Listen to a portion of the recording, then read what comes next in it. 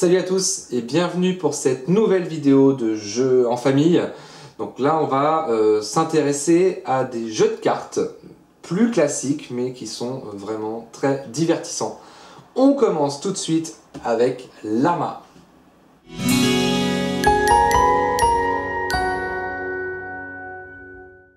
L'AMA, c'est donc un jeu qui se joue à partir de 8 ans pour 2 à 6 joueurs et qui dure une petite quinzaine de minutes. Dans l'AMA, le but du jeu va être de se débarrasser de ces cartes en premier, ou en tout cas à la fin de la manche de ne plus posséder de cartes. Chaque carte qui nous restera en main nous rapportera des points. Le premier joueur qui arrive à 40 points perd la partie et c'est celui qui aura le moins de points qui la remporte. Voici toutes les cartes que l'on peut trouver dans le paquet de cartes de l'AMA. Des cartes numérotées de 1 à 6 et un LAMA. Chaque carte vaut son nombre de points indiqué. Un 3 vaut 3 points, un 5 vaut 5 points. Le LAMA vaut 10 points. Donc il faut à tout prix s'en débarrasser avant la fin de partie. À mon tour de jeu, je vais avoir 3 actions possibles. Soit je joue une carte, soit je pioche une carte, soit je décide de quitter la manche. Ça veut dire que je considère que je n'ai pas beaucoup de points et qu'il vaut mieux m'arrêter là plutôt que de risquer de repiocher des cartes et du coup de ne plus pouvoir jouer et de devoir marquer plus de points. La contrainte pour pouvoir poser une carte est la suivante. Je ne peux poser qu'une carte identique ou strictement supérieure de 1. Donc là je peux poser un 4 ou un 5. À mon tour de jeu, je vais donc décider de poser un 4. Je ne repioche pas. J'ai une carte de moins. Le joueur suivant va choisir de poser un 4 ou un 5. Et ainsi de suite. Là par exemple un 5 et un 6. Au-dessus du 6, c'est le LAMA. À partir de là, je peux jouer mon LAMA. Le joueur suivant peut donc jouer un LAMA. Le joueur suivant a la possibilité de jouer un LAMA ou de rejouer un 1. Et ça repart comme ça jusqu'à ce qu'un joueur n'ait plus de cartes. Quand un joueur n'a plus de cartes, la manche se termine pour lui. Les autres joueurs peuvent continuer de jouer jusqu'à ce qu'ils soient bloqués. Quand ils sont bloqués, ils comptent leurs points. On note ça, on note pas, pardon, je dis n'importe quoi. On prend le nombre de jetons qui correspond au nombre de points que l'on a marqué. Et on refait une partie jusqu'à ce qu'un joueur déclenche la fin de partie en ayant atteint 40 points. Un jeton blanc vaut 1 point, un jeton noir vaut 10 points. Il y a une règle supplémentaire. Si au cours d'une manche vous arrivez à vous débarrasser de toutes vos cartes, alors vous pouvez vous débarrasser d'un des jetons que vous avez devant vous. Et il n'y a pas de contrainte. Si vous avez par exemple ces jetons-là, vous pouvez très bien vous débarrasser d'un jeton blanc ou d'un jeton noir. Voilà pour l'AMA, donc un jeu de cartes très simple, très classique, qui prend son sens à partir de 4 joueurs. Pour l'avoir testé à 2, c'est pas forcément très pertinent, mais voilà. Pour un jeu en famille très simple à mettre en place, je vous le conseille fortement. Voilà pour l'AMA.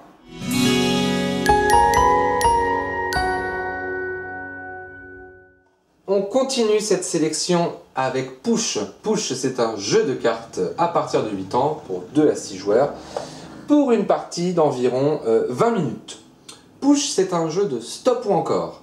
C'est-à-dire qu'il va falloir jouer jusqu'à un certain moment et s'arrêter à ce moment pour éviter la catastrophe. Dans Push, on a 5 couleurs de cartes différentes qui sont ici, avec des cartes numérotées de 1 à 6 dans chaque couleur. On a une carte malus et une carte changement de sens que je vous réexpliquerai tout à l'heure. Je vais tout de suite commencer à jouer, puisque c'est en jouant que je vais pouvoir vous montrer et vous expliquer les règles.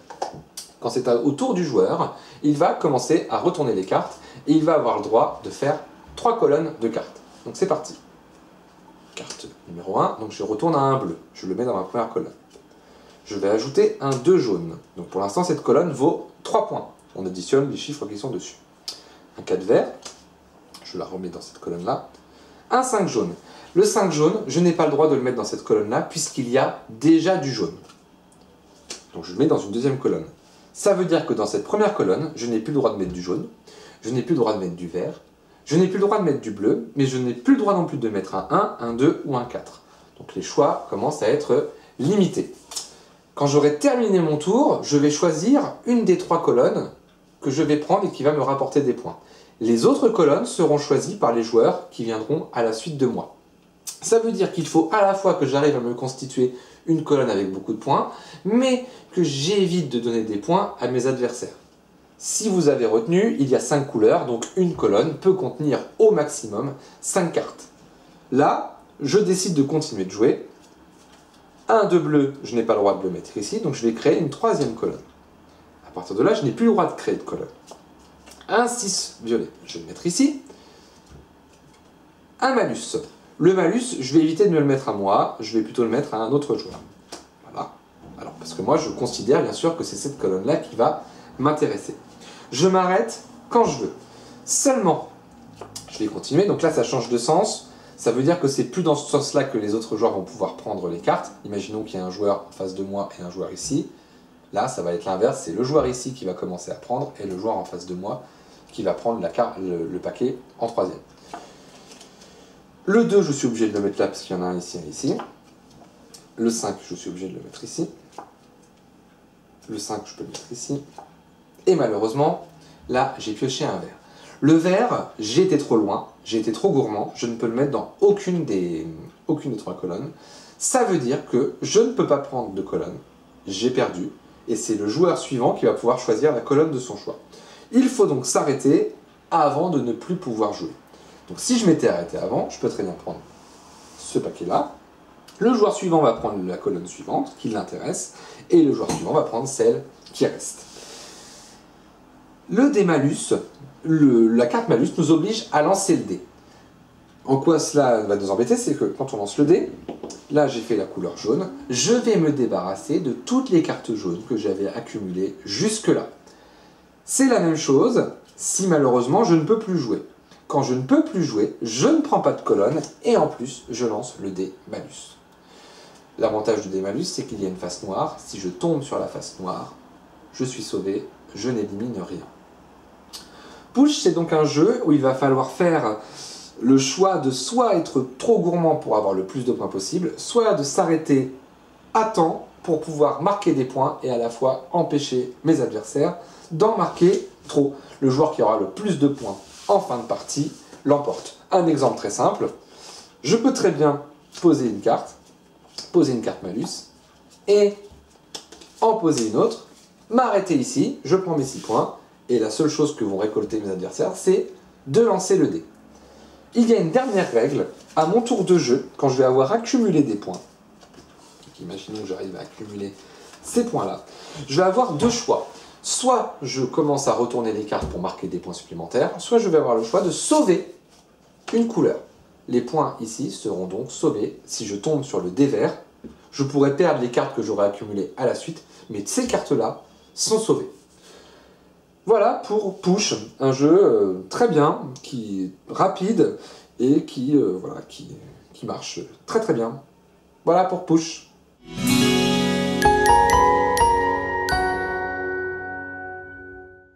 On termine cette sélection express avec Skijo. Skijo, c'est un jeu à partir de 8 ans, pour 2 à 8 joueurs, avec une partie d'environ 30 minutes. Dans Skijo, le but du jeu va être d'avoir le moins de points possible. Pour cela, chaque joueur va avoir une grille de 12 cartes devant lui. Quand toutes les cartes seront retournées ou éliminées, la manche prendra fin, il faudra compter le nombre de points que l'on a devant nous. Dans le jeu, c'est très simple, on va avoir des cartes numérotées de moins 2 à 12. Un 12 vaut 12 points, un 8 vaut 8 points, un moins 1 vaut moins 1 point, c'est donc une carte très intéressante. Il y a 15 zéros, les zéros sont très intéressants aussi puisqu'ils ne valent pas de points. Au départ, il y a une pioche, une défausse, chaque joueur va retourner 2 cartes de sa grille. Hop, au hasard. C'est le joueur qui a le plus de points qui commence à jouer. Donc là, ça serait ce joueur-là qui devrait commencer puisqu'il a 10 points, et moi j'en ai seulement 9. Je vais jouer avec ma grille pour vous expliquer plus facilement comment ça se passe. Que l'on soit 2 ou que l'on soit 8, la mise en place est la même. Chaque joueur aura 12 cartes devant lui. À mon tour de jeu, je vais avoir 2 possibilités.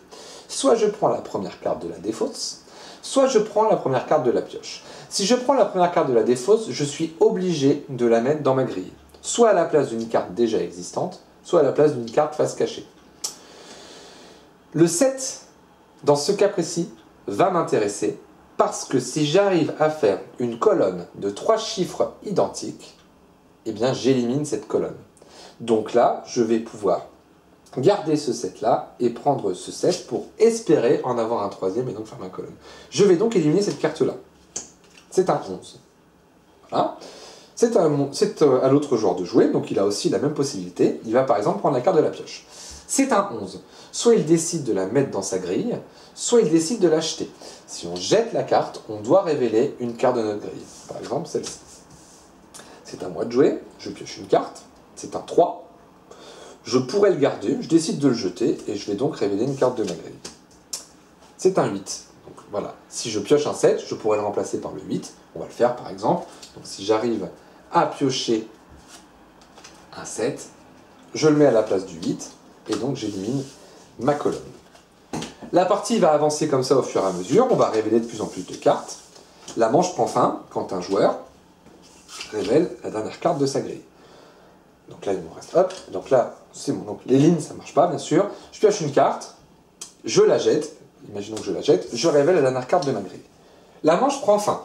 Le joueur suivant a encore un tour pour essayer d'éliminer des points. Attention, j'ai mal joué. Pourquoi? Parce que quand je clôture la manche en premier, c'est-à-dire que je suis le premier joueur à terminer la manche, il faut que je sois celui qui ait le moins de points. Parce que si je n'ai pas le moins de points, je double mes points. Donc là, dans ce cas de figure, j'aurais sûrement mieux fait, malheureusement, de garder le 9 et d'en le remplacer par un 11 pour éliminer des points et pour ne pas clôturer la manche. Si je clôture la manche comme je l'ai fait, malheureusement je compte mes points, il y a de grandes chances qu'un joueur ait moins de points que moi, donc là 11, 22, 33, 40, 45, 47, 55, 56, 62.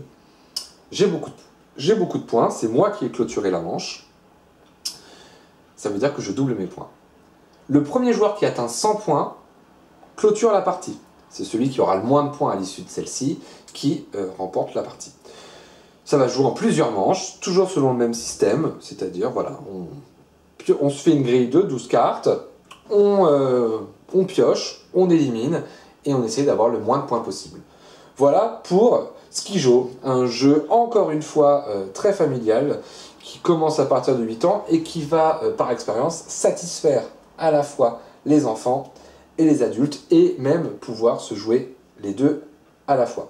On est un peu dans l'esprit d'un Uno, alors je sais que c'est pas du tout la même mécanique que le Uno, mais son côté universel fait penser au Uno.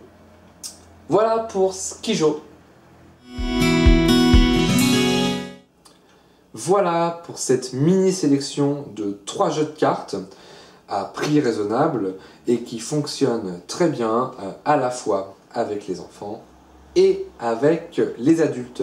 Je vous rappelle que vous avez d'autres vidéos sur cette page YouTube, sur cette chaîne YouTube, pardon. Je vais tout de suite vous indiquer le lien de la première vidéo avec les jeux familiaux.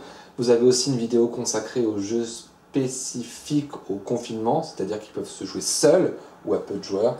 Et vous avez également une sélection enfants pour ces fêtes de fin d'année. Je vous dis à très bientôt pour une nouvelle vidéo. Salut!